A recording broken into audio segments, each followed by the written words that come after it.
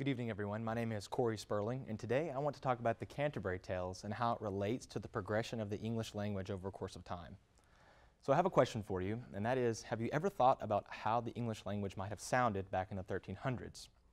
My point with this question is that our language has always been changing and always will change. Take these words, for example, "bay," which means before anyone else, "LOL," which is laugh out loud, or "goat," which is greatest of all time, all words that we use today. If you took those words and went back to the 1950s and tried to use them back then, do you think people would understand you, or would you think that you were crazy? Do you think that we'll use those words in the year 2050? My point with this is that in order for us to learn about the English language and how it has changed over the course of time, we must look at major English literature works. Today I plan on using the Canterbury Tales to help illustrate that point.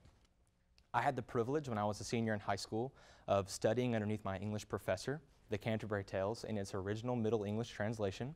She gave us the opportunity to present it to the whole school for a full letter grade, and I was her only student ever to take her up on that opportunity, so I spent several weeks with her studying the Canterbury Tales in its original translation, so I do know a lot about the story.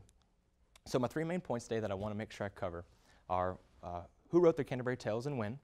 The second one is what is the story about, and third, why is it important that we talk about this story?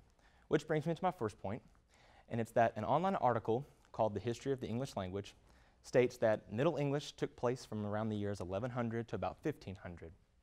It also states that Middle English made its transition from Old English when William the Conqueror invaded the island of Britain, and with him he brought his language that he spoke that was a blend of both French and Anglo-Saxon that later evolved into what we use today.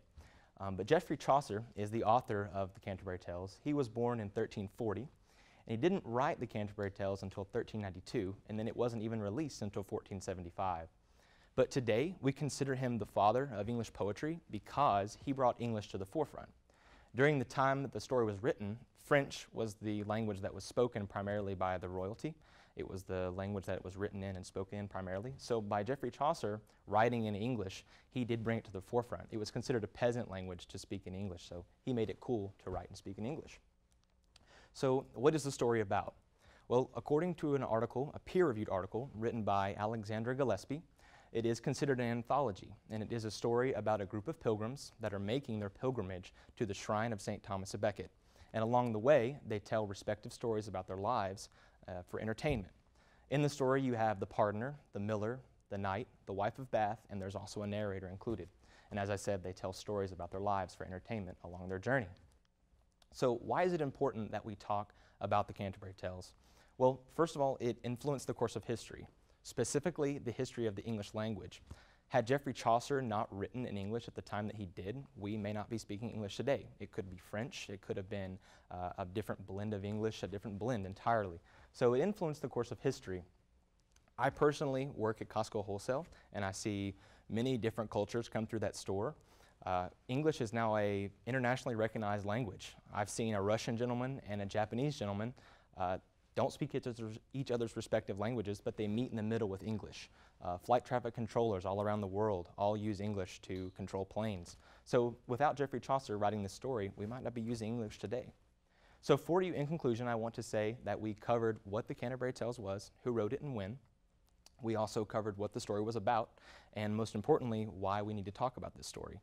So for you today, I would like to demonstrate the general prologue of the Canterbury Tales in its original Middle English translation.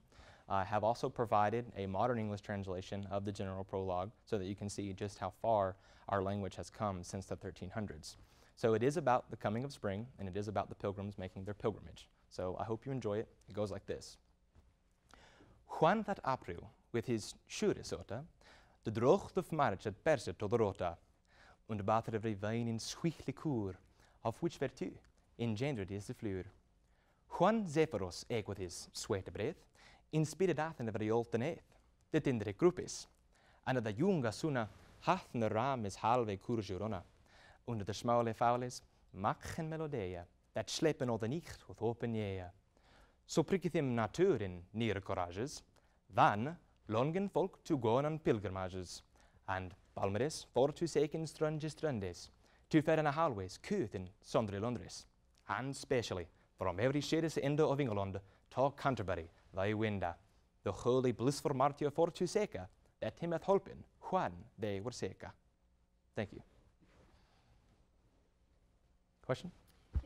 So which character out of the Tales of Canterbury is your favorite? I enjoyed the Wife of Bath just because her stories were so rigorous. I enjoyed the way she presented them. They were more fun for me to listen to and read. Yes, sir. If the printing press had come to England before the Canterbury Tales was written, what change might that have made? It could have very well been that French had been, it could have been that the English did not rise to the occasion that it did.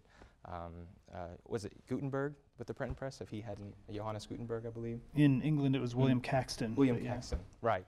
So it might not have been English. It might not have risen to the occasion, like I said.